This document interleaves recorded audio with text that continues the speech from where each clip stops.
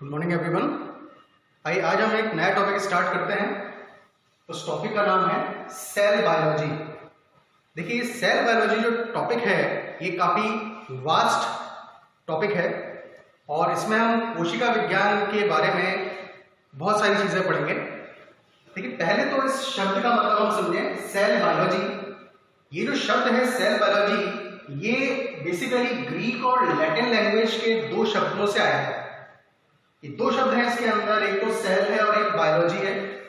देखिए सेल जो शब्द है ग्रीक लैंग्वेज में उसे काइटोस कहा जाता है और लैटिन लैंग्वेज के अंदर उसके लिए शब्द काम में लिया जाता है सेला। इन दोनों ही शब्दों का जो मतलब है वो है हॉलो वेसल। हॉलो वेसल का मतलब है एक खोखला बर्तन जिसमें स्पेस है और उसके चारों तरफ एक बाउंड्री है। दूसरा शब्द इसमें है लोगोस। लोगोस का मतलब है टू स्टडी, यानी कि एक खोखली जगह की स्टडी करना जिसके चारों तरफ एक बाउंड्री है किसी पर्टिकुलर मटेरियल से बनी हुई। ये जो शब्द सेल बायोलॉजी हम मॉडर्न साइंस में आजकल काम में लेते हैं। सबसे पहले स्टार्टिंग में जब सेल के बारे में स्टडी करना या सेल से रिलेटेड चीजों को पढ़ना स्टार्ट हुआ, समझना स्टार्ट हुआ, तब इस शब्द के लिए काम में लिया जाता था साइटोलॉजी वर्ड। देखिए साइटोलॉजी जो वर्ड है सबसे पहले करीब 18th सेंचुरी के आसपास शब्द ये काम में लिया गया और ये जो शब्द है ये टोटली जो माइक्रोस्कोपिक स्टडीज हैं सेल से रिलेटेड, यानी सेल की जो माइक्रोस्कोपिक स्टडी है उनके लिए ये वर्ड काम में लिया गया था। ये जो चीज है, ये जो स्टडी है जिसे हम सेल बायोलॉजी आज के साइंस में कहते हैं, इस सेल बायोलॉजी के अंदर बहुत सारी स्टडीज इंक्लूडेड हैं, यानी सेल से रिलेटेड या सेल की बहुत सारी स्टडीज इंक्लूडेड हैं जिसके थ्रू हम सेल और सेल के अंदर चलने वाले प्रोसेसेस को स्टडी कर सकते हैं, उन्हें समझ सकते हैं। तो ये जो सेल बायोलॉजी के अंदर इंक्लूडेड स्टडीज हैं उनमें क्या क्या आता है। देखिए ये सेल बायोलॉजी इंक्लूड करती है स्ट्रक्चरल स्टडीज को, बायोकेमिकल स्टडीज को, फिजियोलॉजिकल स्टडीज को, बायोफिजिकल एंड जेनेटिकल स्टडीज को। ये सारी चीजें सेल बायोलॉजी के अंतर्गत आती हैं जिनसे हम सेल के अंदर बाहर की चीजों को स्टडी कर सकते हैं, सेल के बारे में जानकारी प्राप्त करते हैं। ये जो शब्द सेल बायोलॉजी हम काम में ले रहे हैं इसमें इन स्टडीज के अलावा और भी बहुत सारे प्रोसेस को समझाने का प्रोसेस किया जाता है। देखिए कौन कौन से प्रोसेस ये समझा सकती है सेल बायोलॉजी स्टडी। मेटाबॉलिज्म जो चयापचय की क्रिया है जिसमें दो प्रोसेस आते हैं, anabolic process and catabolic process. Anabolic process के अंदर चीजें डेवलप होने का, बनने का प्रोसेस आता है। कैटाबॉलिक प्रोसेस में बनी हुई चीजें तोड़ने या ब्रेकअप प्रोसेस आता है। फिर बायोसिंथेटिक प्रोसेस है जिसे बायोसिंथेसिस कहते हैं। कोशिका के अंदर जो चीजें बनती हैं जैसे कि प्रोटीन, डीएनए, आरएनए और भी बहुत सारे एंजाइम्स और बहुत सारे मॉलिक्यूल जो हैं उनका फॉर्मेशन। वेरिएशंस जो विभिन्नताएं आती हैं, म्यूटेशंस उत्परिवर्तन जिसे कहा जाता है। इवोल्यूशन यानी कि विकास किस तरीके से हुआ लिविंग ऑर्गेनिजम्स का, जो स्टार्टिंग में डेवलप हुए थे लिविंग ऑर्गेनिजम्स और आज की डेट में अवेलेबल हैं लिविंग ऑर्गेनिजम्स, उनका विकास किस तरीके से हुआ, वो प्रोसेस भी सेल बायोलॉजी हमें समझा सकती है। ये समझाने के लिए सेल बायोलॉजी मॉडर्न साइंस में तीन चीजें काम में लेती है, यानी तीन बेसिस पे काम में लिया जा सकता है। डीएनए की स्टडी करके, आरएनए की स्टडी करके और प्रोटीन्स की स्टडी करके, यानी डीएनए, आरएनए और प्रोटीन के बेसिस पे सेल बायोलॉजी इन सभी प्रोसेसेस को समझा सकती है। यहां तो हमने थोड़ा सा इंट्रोडक्शन पार्ट देखा सेल बायोलॉजी के बारे में। अब हम थोड़ा सा हिस्टोरिकल एस्पेक्ट पे आते हैं। सेल बायोलॉजी से रिलेटेड जो हिस्टोरिकल एस्पेक्ट है उसे हम थोड़ा सा स्टडी करते हैं। देखिए जो सेल बायोलॉजी की हिस्ट्री है उसमें सेल को हमें स्टडी करना है तो सेल बहुत छोटी चीज है जिसे हम अपनी आंखों से नहीं देख सकते, तो उसके लिए माइक्रोस्कोप की आवश्यकता है। तो पहले हम स्टडी देखते हैं माइक्रोस्कोप के बारे में कि हिस्टोरिकल एस्पेक्ट माइक्रोस्कोप से रिलेटेड क्या क्या है, थोड़ा सा उनके बारे में हम जानकारी देखते हैं। देखिए बहुत सारी चीजें किताबों के अंदर, इंटरनेट पे अवेलेबल हैं जिनमें बहुत सारे हिस्टोरिकल एस्पेक्ट दिए हुए हैं। हम कुछ मेन चीजें देखते हैं।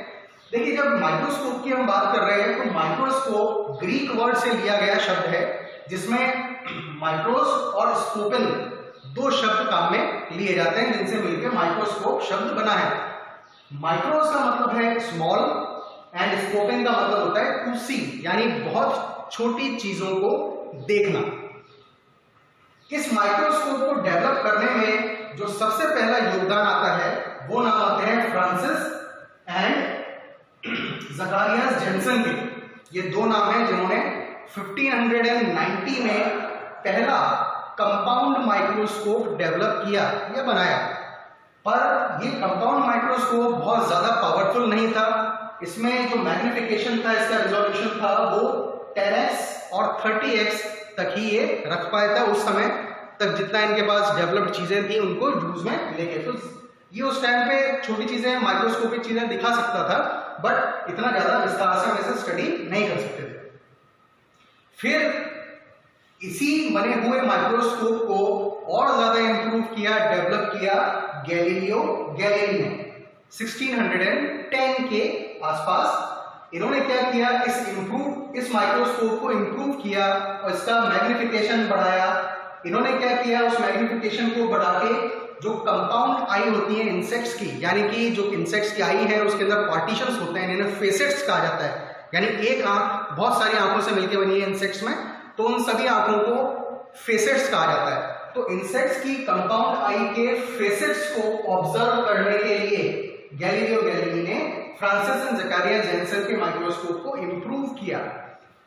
इसके बाद में नाम आता है एंटोन वेल ल्यूवेनॉव का। इन्होंने 1674 में गैलीलियो गैलीली के इंप्रूव्ड माइक्रोस्कोप में और ज्यादा इंप्रूवमेंट किए और इन्होंने इसका मैग्निफिकेशन को 270x तक बढ़ाया।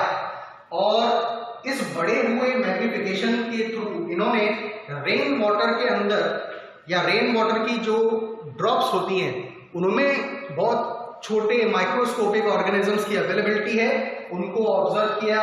वो जो कैटेगरी है माइक्रो ऑर्गेनिजम्स की, उसमें प्रोटोजोआज आ जाते हैं, रोटिफर्स हैं, बैक्टीरियाज हैं, और भी बहुत छोटे माइक्रोस्कोपिक एनिमल्स हैं, ऑर्गेनिजम्स हैं जो कि रेन वाटर में अवेलेबल है। उसको इस माइक्रोस्कोप के थ्रू देखा। इन्होंने ब्लड सेल्स को भी इस माइक्रोस्कोप से स्टडी किया कि किस टाइप के सेल्स की अवेलेबिलिटी है ब्लड के अंदर, और स्पर्म सेल्स को भी, एनिमल्स और ह्यूमन बींग्स यानी मैन के स्पर्म सेल्स को भी इसमें स्टडी करने की कोशिश की।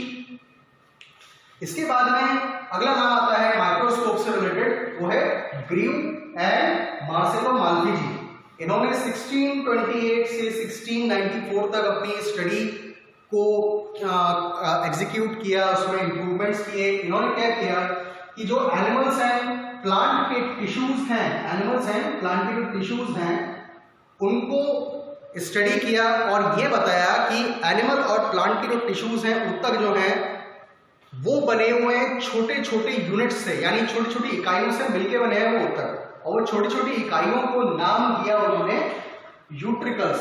उन्होंने उस टाइम पे उस इकाई को नाम दिया यूट्रिकल्स, सेल नहीं था। फिर यहां तक हमने बात करी माइक्रोस्कोप से रिलेटेड स्टडीज की, यानी माइक्रोस्कोप को डेवलप करने में किन किन का योगदान है। अब बात आती है रॉबर्ट हुक के नाम के बारे में। तो देखिए, रॉबर्ट हुक ने 1665 में जो शब्द है वो काम में लिया सेल। सेल शब्द इसी यूट्रिकल से रिलेटेड है, यानी इसी यूट्रिकल को रॉबर्ट हुक ने नाम दिया सेल। किस चीज के लिए नाम दिया सेल? इन्होंने क्या किया कि जो कॉर्क है प्लांट में, जो पेड़ों में, बड़े पेड़ों में जो डेड सेल्स की लेयर बन जाती है सबसे बाहर, जिसे कॉर्क कहा जाता है, उसे स्टडी किया और उन्होंने ये पाया कि वो कॉर्क वाला जो एरिया है उसके अंदर खाली खोखली जगह अवेलेबल है जिसके चारों तरफ सेल्यूलोज की वॉल या सेल्यूलोज की बाउंड्री अवेलेबल है। तो उस खोखली जगह को रॉबर्ट हुक ने नाम दे दिया सेल। सेल मतलब एक खाली खोखली जगह जिसके चारों तरफ एक बाउंड्री है। फिर नाम आता है रॉबर्ट ब्राउन का। रॉबर्ट ब्राउन ने 1831 के अंदर ये डिस्कवर किया, यानी कि खोज की कि कोशिका यानी सेल के अंदर एक सेंट्रलाइज पोजीशन में, लगभग सेंट्रलाइज पोजीशन में एक और सेल ऑर्गेनील अवेलेबल है कोशिका के अंदर, जिसे न्यूक्लियस उन्होंने नाम दिया, जिसके अंदर ज्यादातर जेनेटिक एक्टिविटीज यानी डीएनए से रिलेटेड एक्टिविटीज अवेलेबल होती है, जो कि स्फेरिकल शेप का है।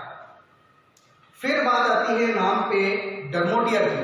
देखिए, डर्मोटियर ने 1831 के अंदर एल्गीज में यानी प्लांट सेल के अंदर सेल डिवीजन के प्रोसेस को स्टडी किया। इसी प्रोसेस को वॉन मॉल ने 1835 में स्टडी किया एनिमल सेल्स के अंदर, यानी वॉन मॉल ने 1835 में एनिमल सेल्स में सेल डिवीजन को स्टडी किया। अब ये साइंस यानी कि सेल बायोलॉजी और ज्यादा डेवलप हुई समय के साथ में, और पर्किंजे एंड वॉन मॉल ने 1836-37 के अंदर जो सेल के अंदर जितने भी कंटेंट अवेलेबल हैं उन्हें नाम दिया साइटोप्लाज्म। उन्होंने क्या कहा, सेल के अंदर जितना भी कंटेंट अवेलेबल है वो साइटोप्लाज्म कहलाता है, जिसे उन्होंने साइटोप्लाज्म नाम दे दिया, और उसकी इंपॉर्टेंस को भी एक्सप्लेन किया, उसकी प्रॉपर्टीज को भी एक्सप्लेन किया। फिर धीरे धीरे साइंस और ज्यादा डेवलप हुई, कोशिका से रिलेटेड, सेल से रिलेटेड स्टडीज और ज्यादा डेवलप हुई, और एक थ्योरी का फॉर्मेशन हुआ, यानी कि एक थ्योरी डिजाइन की गई, डेवलप की गई, जिसे हम जानते हैं सेल थ्योरी के नाम से। ये सेल थ्योरी दी थी श्लेडेन एंड शॉन्ग ने 1839 के अंदर। उससे पहले एक साइंटिस्ट और हुए थे जिनका नाम है रुडॉल्फ वर्चोव। इन्होंने 1835 के अंदर सेल थ्योरी में अपना एक विशेष योगदान दिया, जिसके बेसिस पे श्लेडेन एंड शॉन्ग ने सेल थ्योरी को मूर्त रूप दिया। वो ये बात थी कि रुडॉल्फ वर्चोव ने एक सेंटेंस के अंदर अपनी स्टडी को बताया था। वो बताया उन्होंने क्या, कि जो सेल्स हैं, नए सेल्स जो बनते हैं वो हमेशा पुराने सेल्स से ही डेवलप होते हैं। सिंपल सी चीज अगर हम कहें कि जो नए सेल्स हैं वो पुराने सेल्स के डिवीजन की वजह से बन रहे हैं, यानी all cells arises from pre existing cells. तो इन्होंने इस सेंटेंस को अपनी लैंग्वेज के अंदर, उस समय जो उनकी लैंग्वेज थी उसके अंदर बताया। शब्द सेंटेंस क्या दिया इन्होंने, ओमने सेल्यूले ई सेल्यूला, जिसका मतलब क्या है, cell arises from pre existing sales.